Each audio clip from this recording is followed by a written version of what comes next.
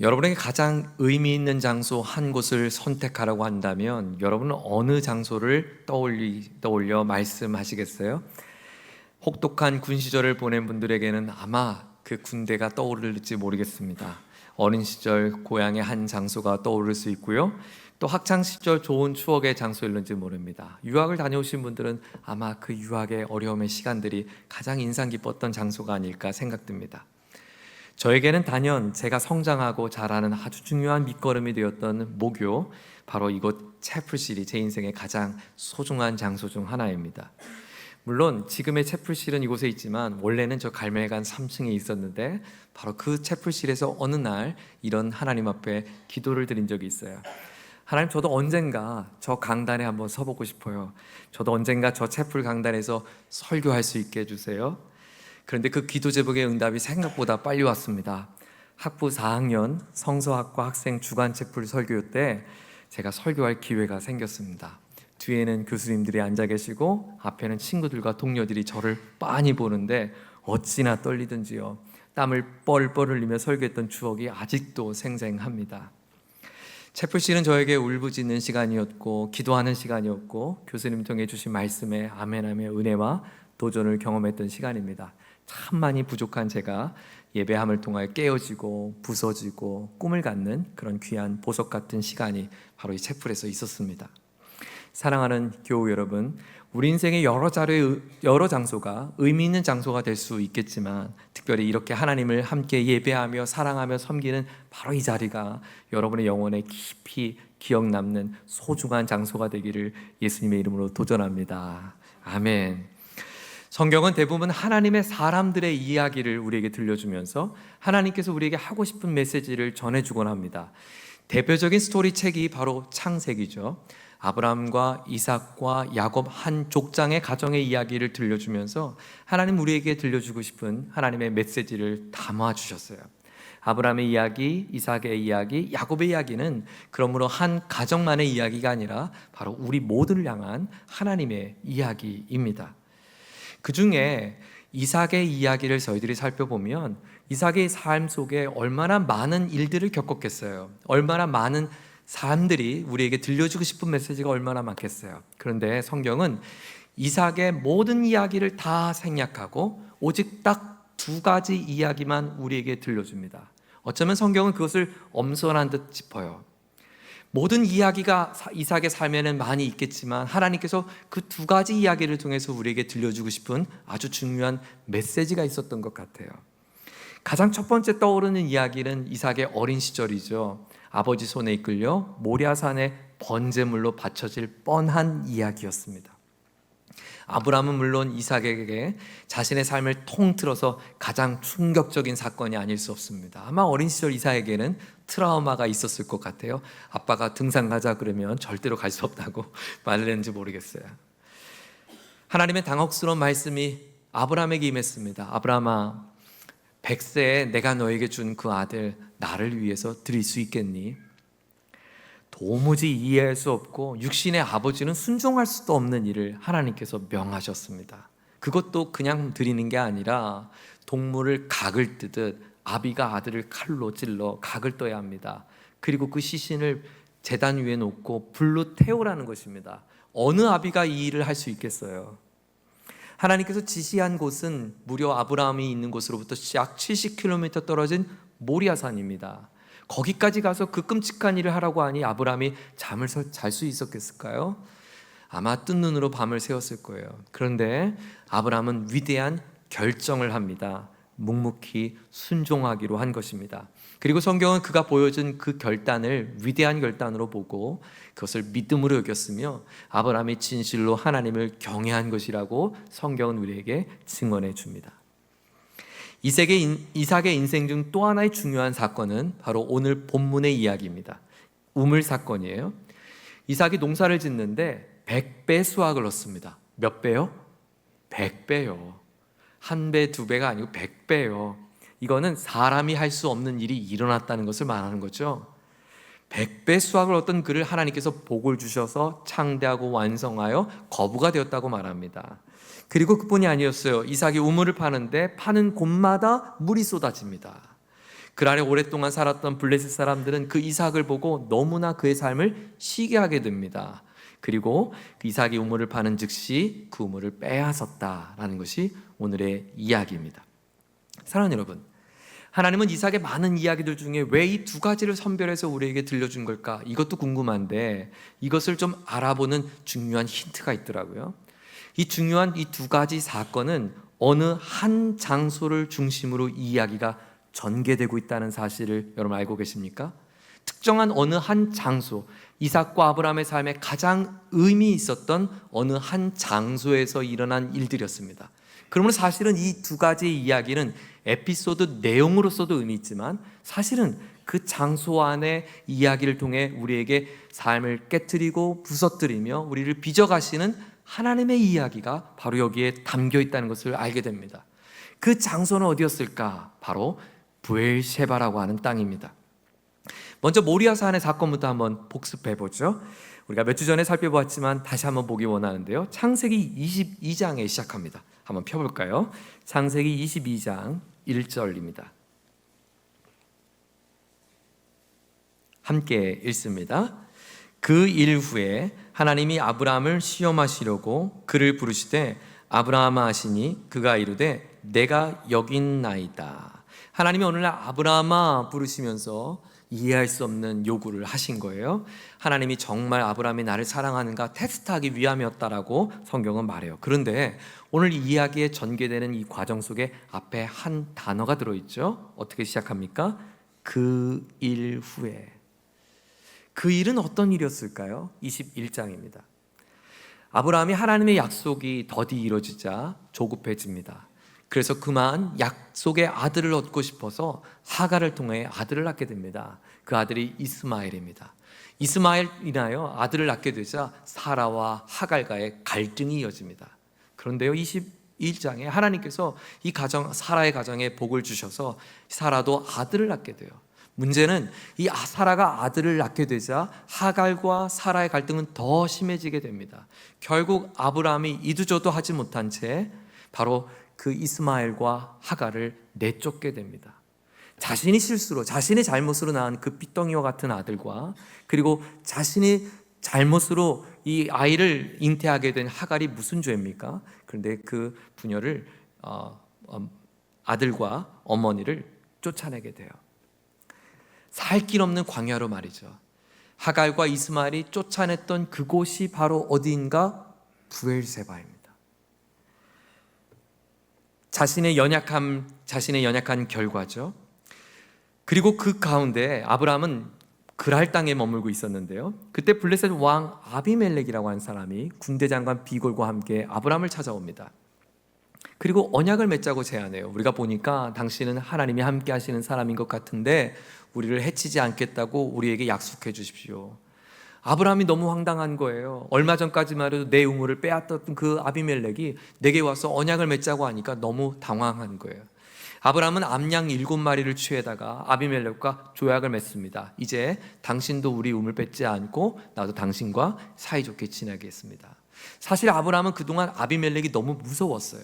얼마나 무서웠냐면 자기 아내를 누이라고 속일 만큼 그 아비멜렉이 자기를 뺏어가서 아내를 뺏어가서 나를 죽일까 봐 두려워서 거짓말을 했다고요. 그런데 그 아비멜렉이 도리어 내게 와서 용서를 구하고 나의 지위와 명예를 회복되는 일이 바로 일어납니다. 아브라함은 그 아비멜렉과 언약을 맺으면서 암양 7마리를 취하여 언약을 맺고 우물을 되찾았는데요. 그때 거기에 이름을 붙입니다. 브엘셰바. 브엘은 우물이란 뜻이고 셰바는 맹세란 뜻이에요. 이제 내가 맹세하며 이 우물을 되찾았다. 그 땅의 이름을 브엘셰바라고 부르게 됩니다. 브엘셰바. 아브라함의 어리석음으로 하갈과 그의 핏덩이 아들을 내쫓아야 했던 그 장소였습니다. 동시에 아브라함에게 이 브엘세바는 내 삶에 가장 두려웠던 나의 인생을 다시 역전시키며 회복시켜 주신 회복을 경험한 장소이기도 합니다. 그리고 바로 이 브엘세바에서 바로 이 일 후에 하나님이 내게 다가와 내가 정말로 나를 사랑하는지 난 보고 싶다고 내 아들을 바치라고 명합니다. 자신의 아들을 하나님께 바쳐야 하는가? 하나님의 시험대 앞에 서는 그 자리, 바로 아브라함에게 이 브엘세바였어요. 아브라함의 인생에 너무나 중요한 장소였죠. 이삭은 어땠을까요? 아버지가 어느 날 모리아산에 번제 예배를 드리자고 가자고 합니다. 아버지를 따라 나섰던 아들은 자신이 제물이 될 거라고는 꿈에도 생각을 못했겠죠. 그때 이삭의 나이는 몇 살이었을까? 성경은 우리에게 언급하지 않아서 잘 모르지만 대략 추측은 해볼 수 있을 것 같아요. 일단 아버지와 함께 3일길을 갔을 만큼 그는 3일길 여행할 수 있는 정도의 나이는 분명했던 것 같아요. 또 중요한 힌트는 아버지가 모리아산에 오를 때 하인들은 다 산 아래 두게 하고 이삭에게 번제단에 들 나무 짐을 지게 합니다. 여러분, 몇 살이 정도가 되면 나무를 지게를 지고 산에 오를 수 있을까요? 아마 어린아이였으면 못했겠죠. 그래서 성경학자들은 대부분 청소년기에 있었던 중학생, 고등학생 또래의 아이라고 추측합니다. 자, 15, 그냥 통틀어서 15살 정도 되었다고 가정해 보겠습니다. 그럼 아브라함의 나이는 몇 살이었을까요? 100세 아들 낳았으니까 115세죠. 고령의 할아버지입니다. 그 고령의 할아버지는 무슨 수로 15 혈기왕성한 아들을 결박하여 번제단에 묶을 수 있었을까요? 아니, 아들이 소리라도 지르고 발버둥이라고 쳤다면 115대 그 어르신이 무슨 수로 그 아들을 결박했냐고요. 이삭은 아무 생각 없이 아버지가 하라는 대로 그냥 가만히 있었을까요? 네, 사랑하는 교회 여러분, 이것이 이삭의 인생을 이해하는 아주 중요한 단서가 됩니다. 성경은 이삭을 제단에 묶다라고 했을 때 이 묶다에 사용했던 이 단어를 아케다라는 단어를 사용하는데요. 아케다. 네, 이삭은 발버둥 치지 않고 아버지가 나를 묶을 때 묶임을 당했습니다. 아케다를 했습니다. 이것은 이삭 인생 가운데 이제부터 살펴보는 이삭의 삶의 아주 중요한 메시지입니다. 이삭은 그 자리에서 꼼짝하지 않고 묵묵히 순종합니다. 그리고 그는 그 자리에서 하나님이 아브라함에게 하신 말씀을 같이 함께 들었습니다. 아브라함, 아브라함, 내 아들에게 손대지 마, 건드지 마. 내가 내 독자 아들 이삭을 바치기까지 나를 사랑한 것을, 여호와를 경외하는 것을 내가 이제 알았다. 나는 내 아들로 말미암아 너에게 복을 주며 창대케 할 것이다. 하나님이 아브라함에게 하신 말씀을 이삭은 똑똑히 듣습니다. 그리고 이삭은 보았습니다. 하나님이 나와 우리 아버지를 위해 준비해 준 동물을 보았습니다. 그래서 아버지는 그 짐승을 잡아다가 다시 제단에 각을 뜨고 번제 불을 피워 예배를 드립니다. 그리고 아버지가 바로 이 제단에서 이렇게 하나님 앞에 예배했습니다. 하나님은 여호와 이레이십니다. 이삭은 들었습니다. 여호와 이레. 이제 세월이 지났습니다. 이삭에게도 아브라함 때처럼 흉년을 맞게 됩니다. 아브라함이 흉년을 맞았을 때 어디로 갔죠? 네, 애굽으로 갔잖아요. 이삭도 흉년을 피해 애굽으로 가려고 합니다. 그때 하나님께서 이삭의 발걸음을 멈추게 합니다. 자, 그 장면을 한번 볼까요? 오늘 본문 2절입니다. 창세기 26장 2절 말씀을 우리 함께 읽겠습니다. 시작. 여호와께서 이삭에게 나타나 이르시되 애굽으로 내려가지 말고 내가 내게 지시한 땅에 거주하라. 여러분, 하나님께서 창세기 12장에 아브라함아 내가 너에게 지시할 땅으로 가라 메시지가 비슷하죠. 하나님이 지시한 땅으로 가라고 했어요. 그 지시한 땅이 어디였냐면 바로 아브라함이 거주했던 그랄 땅이옵니다. 이삭은 아무 말 없이 하나님의 말씀을 왜요? 제가 왜 가야 되죠? 묻고 따지지 않고 그저 순종합니다. 그리고 그랄에 머뭅니다. 그가 모리아 산에서 그랬던 것처럼, 그가 아버지가 자신을 묶을 때 그저 순종했던 것처럼 하나님이 그의 삶을 묶어 인도하실 때 그는 아케다를 했습니다. 그는 순종했던 거예요. 그런데 하나님의 뜻에 순종하여 걸어갔던 그랄 땅에 새로운 일이 일어납니다. 그 땅에 머문 지 얼마 지나지 않아 이삭에게 엄청난 일이 일어났어요. 12절을 한번 보세요. 이삭이 그 땅에서 농사하여 그해 100배나 얻었고 여호와께서 복을 주심으로 그 사람이 창대하고 왕성하여 마침내 거부가 되었어요. 그는 거부가 되었습니다. 100배 수확을 얻었습니다. 그저 하나님이 하라고 한 대로 순종했을 뿐인데 놀라운 열매들이 일어납니다. 그것을 지켜보던 토박이 그랄 사람들이 가만히 있을 수 없죠. 이삭이 잘 되는 게 억울한 거예요. 우리는 그토록 수고해도 소산물이 고작 나오는데 이삭은 잠시 이 땅에 머물러 농사 짓는데 100배나 얻으니까 시기한 거예요. 결국 아브라함 때 되찾았던 그 우물을 흙으로 메어버립니다. 그때 그때 성경은 그때 이삭의 반응을 우리에게 보여줍니다. 바로 사람들이 시기하여 아버지 우물을 메어버릴 때 이삭은 어떻게 반응했는가? 네, 이삭은 싸우거나 대항하지 않고 맞서지 않습니다. 그가 아버지와 함께 모리아산에 올랐을 때 아버지의 말씀에 대항하고 싸우지 않았던 것처럼 하나님이 내게 그 땅을 가지 마, 난 너에게 지시할 땅으로 가, 하나님께 대하여 대항하고 반대하지 않고 묵묵히 순종했던 것처럼 블레셋 그랄 사람들이 그에게 하는 해코질 앞에 그는 그대로 아케다를 실천합니다. 그저 묵묵히 이 상황에 묶여진 채 순종한 것이에요. 이삭은 묵묵히 다른 곳에 장막을 옮깁니다. 그리고 그곳에 우물을 팠는데 물이 쏟아지는 거예요. 그러자 그랄 또 다른 목자들이 와서 그 우물은 우리 거라고 우기기 시작합니다. 내게 싸움을 걸어오네. 이삭은 내게 싸움을 걸어온다고 해서 이 우물의 이름을 다툼이라는 뜻을 가진 에색이라고 이름을 붙입니다. 그리고 그는 우물을 줘버립니다. 다시 장막을 옮깁니다. 새로운 것에 다시 땅을 팝니다. 그런데 또 물이 쏟아집니다. 그러자 그랄 사람들이 또 그 우물을 자기 거라고 빼앗으려고 합니다. 이번엔 또 시비를 거네. 그래서 시비라는 이름을 뜻을 해서 신나 이름을 붙이고 우물을 줘버립니다. 그리고 그는 다시 묵묵히 짐을 싸고 또 장막을 옮깁니다. 끊임없이 자신을 향해 빼앗는 그들에게 아케다, 아케다, 아케다의 삶을 걸어갑니다. 그리고 세 번째, 또 다른 곳에 가서 물을 팠는데 또 물이 쏟아집니다.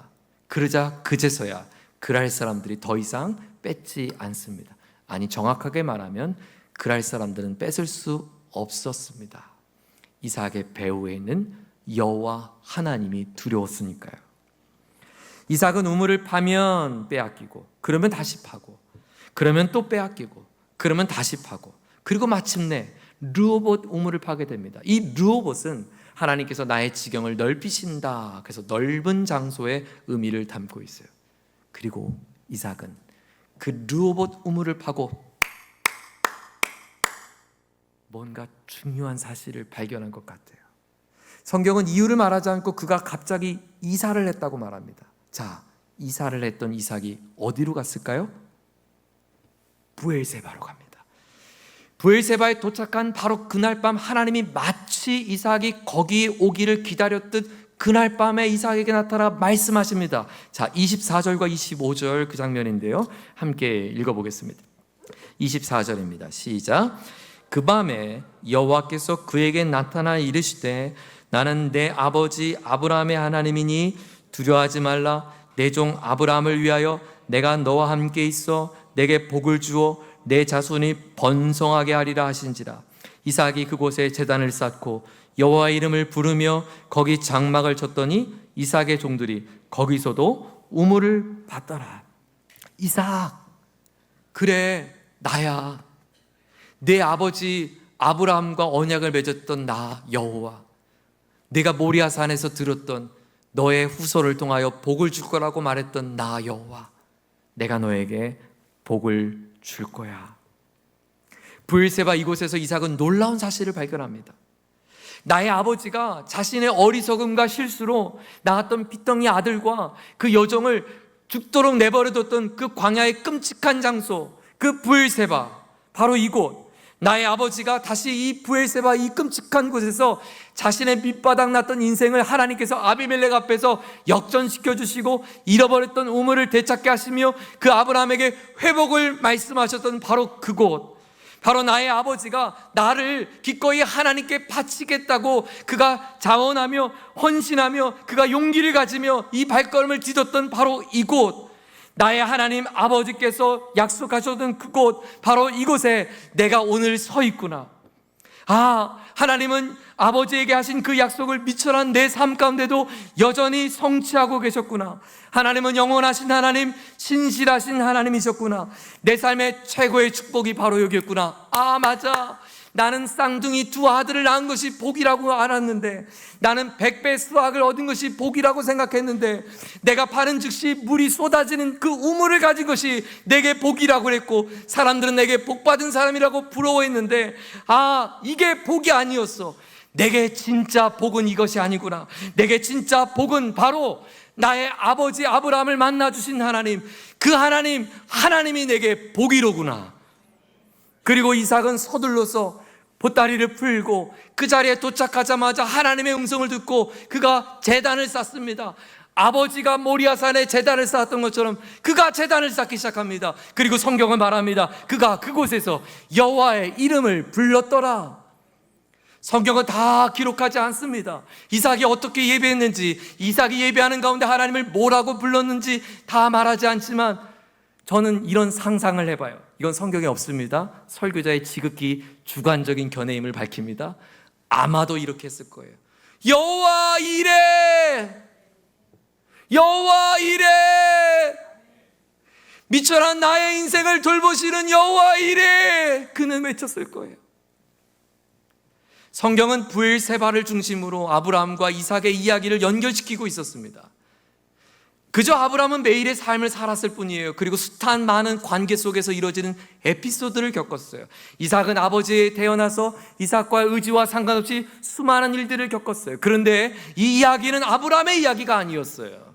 이 이야기는 이삭만의 이야기가 아니었어요. 이 이야기는 아브라함과 이삭의 삶 속에 일하시는, 그들의 삶을 변화시키며 빚어가시는 하나님의 이야기였습니다. 실패한 인생을 이끄시는 하나님의 이야기였습니다. 그가 어리석었던 선택으로 죽음으로 내몰았던 하갈을 돌보시는 하나님의 이야기였습니다. 약한 자를 다시 회복시키며 아비멜렉 앞에서 그의 추락한 명성을 일으키시는 놀라운 은혜의 회복의 이야기였습니다. 독자 아들을 아끼지 않고 내게 사랑에 헌신을 했던 그 아브라함의 믿음을 통하여 내가 온 인류를 위하여 나의 독자를 아끼지 않고 내어주실 구원의 이야기였습니다. 이삭의 삶에 다 이해할 수 없는 아버지의 요구에도 묵묵히 아케다를 외쳤던 그 요구에도, 때로 다 이해할 수 없는 하나님이 나에게 가라 하시는 그 요구에도, 다 이해할 수 없는 나를 시기하는 그라이스 사람들의 빼앗은 모멸과 폭력 속에서도 그는 묵묵히 자신의 인생을 통하여 하나님 앞에 아케다를 외쳤던 이삭의 이야기는 바로 그의 삶의 아케다, 나의 온 인류를 구원하기 위하여 자신을 십자가를 내어주신 독생자 예수께서 바로 아케다를 외치며 십자가에 오르신 구원의 그 순종의 이야기를 바로 이삭을 통하여 들려주신 것입니다. 제가 처음 부모님 목회 현장을 떠나 외부 교회에서 첫 부교육자 사역을 시작한 건 27살이었습니다. 경기도 안산에 소재한 한 교회에서 청소년과 청년 사역을 했는데요, 놀라운 은혜와 또 저의 많은 부족함 가운데도 부흥을 경험했습니다. 주일 사역을 마치고 거의 녹초가 되어서 이제 지하철 막차를 타고 다시 학교 기숙사로 올라오는 길입니다. 4호선 안산 고잔역을 출발해서 서울 노원역까지 약 2시간 내내 거의 고개를 떨구며 쓰러져 잠이 들다 겨우 깨어나 이제 노원역에 도착합니다. 그런데 이상하죠? 그 노원역에 내려서 아파트 단지를 지나 학교로 오는 그 길이 되면 다시 어디서 일어나는지 샘솟는 힘이 솟는 거예요. 학교 가는 게 너무 즐거웠어요. 역에서 학교까지 오는 길에 한 아파트 단지를 지나가게 되는데 그 아파트 단지에 장미가 많아서 사람들이 그 길을 장미터널이라고 불렀어요. 그 장미터널을 지나갈 때가 되면 너무너무 기분이 좋은 거예요. 그래서 미친놈처럼 와 소리를 지르며 그 장미터널을 뛰어갔던 것이 생각나요. 지금 생각하니까 자정이 다 된 시간에 웬 젊은 놈이 소리를 지르고 저기서 막 뛰어오면 반대편에 있는 사람들이 꽤 무서웠겠다 생각이 됩니다. 여하튼 그렇게 기숙사를 도착을 합니다. 기숙사 방문은 한 번도 잠가 본 적이 없습니다. 아니, 잠기는지도 잘 모르겠습니다. 잠길 필요도 느껴본 적이 없습니다. 늘 열어놨습니다.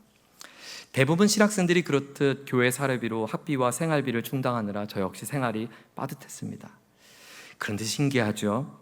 식권이 다 떨어질 즈음이 되면 그 다음날 아침에 일어나 책상 서랍을 열면 거기에 식권 몇 장이 들어있습니다. 누군가 지난 간밤에 그 식권을 놓고 간 것입니다. 2,000원, 2,500원 되는 식권 한 장은 단순한 한 끼 밥이 아니었습니다. 그날 아침에 받은 식권은 제겐 샘물이었습니다. 저의 목이 마른 저의 힘겨운 사역에 하나님께서 공급해 주신 귀한 샘물이었습니다. 저는 그 위로와 사랑의 샘물을 떠 마시며 이 대학에서 하나님 앞에 기도하며 꿈을 키웠습니다. 어느 날 이런 여름철이 시작되어지고 종강을 하고 방학이 시작되는 그때였어요. 기숙사방에서 친구들과 함께 이런 이야기를 해보았어요. 우리가 이제 각 교회에서 여름 수련회를 준비할 텐데 우리가 함께 연합해서 해보면 어떨까? 그리고 이번 이 수련회에 혹 미자립 교회에 1명, 2명 있는 청소년들을 우리가 함께 초대해서 같이 수련회 해보면 어떨까? 숟가락 하나 둘 얹으면 된다고 하는 생각으로 시작했습니다. 그런데 해가 거듭할수록 하나님은 우리의 꿈을 아름답게 이루어 주셨습니다. 점점 많은 청소년들이 신청하고 함께하길 원했어요. 처음에는 100명, 200명, 300명, 나중엔 600명. 그리고 이곳 채플실에 더 이상 앉을 자리가 없을 만큼 많은 청소년들이 함께하는 연합 캠프가 되었습니다. 그렇게 시작된 것이 우리 대학이 매년 섬기는 미랄 캠프입니다. 미랄 청소년 캠프는 미랄 어린이 캠프로 연결되었습니다.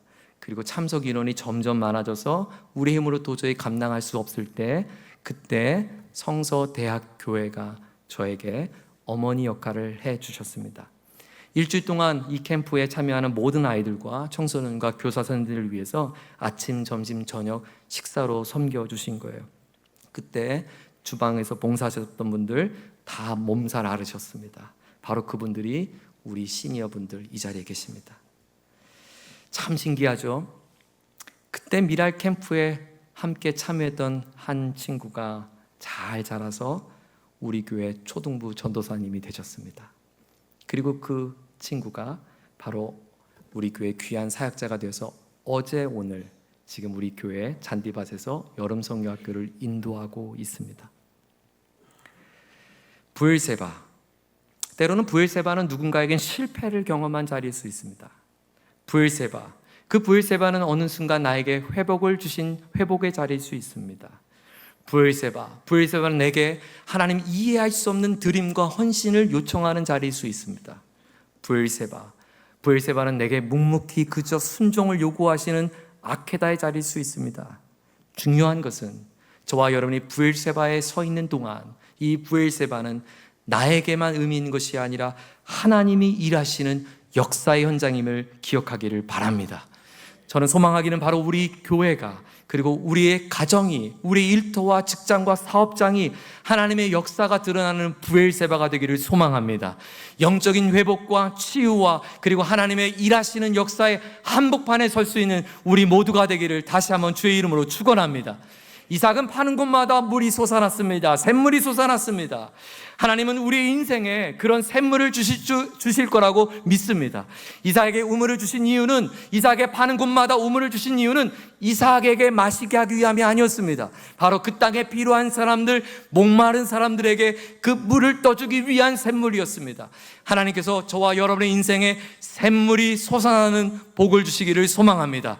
우리의 자녀들이 하나님 복을 누려서 100배 농사를 짓고 그리고 번성하여 왕성하여 사람들에게 거부가 되는 그 복 말고, 그 복뿐만 아니라 그가 파는 즉시 우물이 솟아나고 그 우물을 소유하는 복만 말고 그 복을 흘려보내며 마음껏 나눠줄 수 있는, 진짜 우물을 줄 수 있는, 하나님 생명의 샘을 줄 수 있는 사람들이 되게 하여 주시옵소서. 그것이 우리의 가정의 기도 제목이 되기를 소망합니다. 이번 여름 우리 교회가 함께 꿈꾸고 기도하는 일이 그 누군가에게 샘물을 떠주는 사역이 될 것입니다. 이를 통하여 하나님 영광 받아 주실 줄 믿습니다. 하나님은 여전히 부엘세바의 놀라운 역사를 이루어 가실 줄 믿습니다. 그 하나님의 역사의 한복판에 여러분 동참할 수 있기를 주의 이름으로 도전합니다. 우리 모두 함께 자리에 일어나시겠습니다.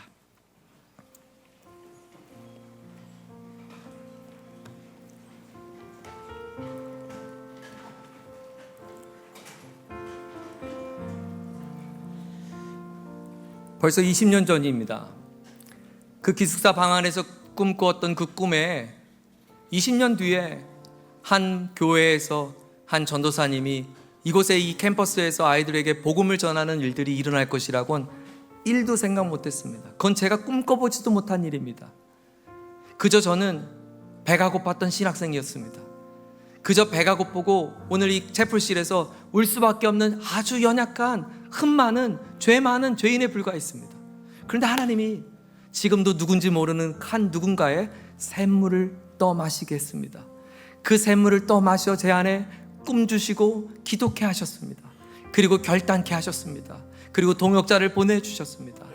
저의 삶의 하나님의 이야기였습니다. 이것은 제가 한 것이 아니라 하나님이 일하신 것입니다. 여러분의 삶에 하나님은 지금도 일하십니다. 놀랍게 일하여 주십니다. 오늘 이 찬양 주 앞에 드릴 때 하나님, 이삭이 경험했던 이 샘물의 은혜가 나의 인생과 가정과 삶에 경험케 하여 주옵소서. 우리 주 앞에 찬양으로 올려드리겠습니다.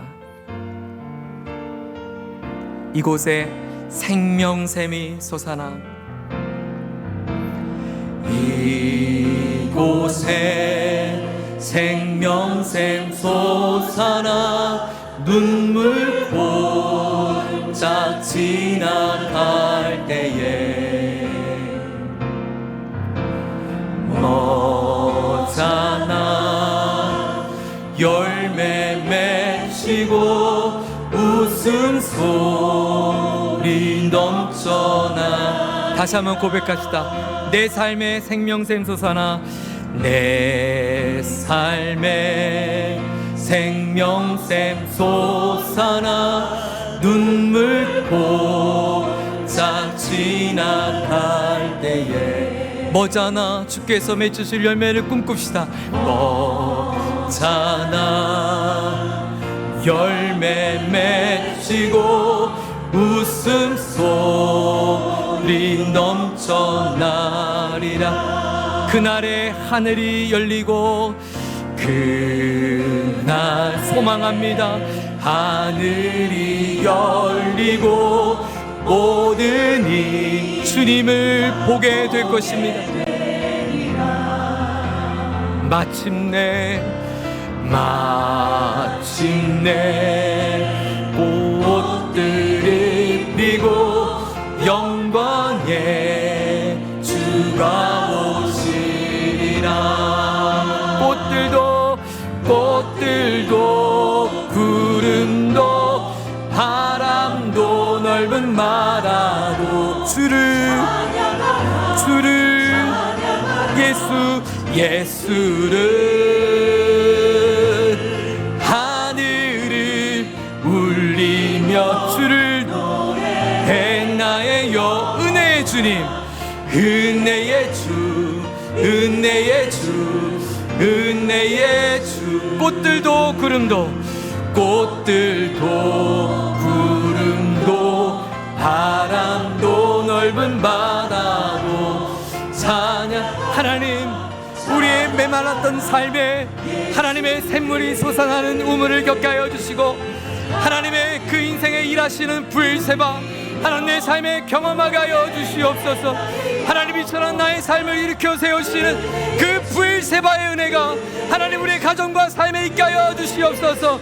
우리 주님 앞에 통성으로 함께 기도하겠습니다. 주여,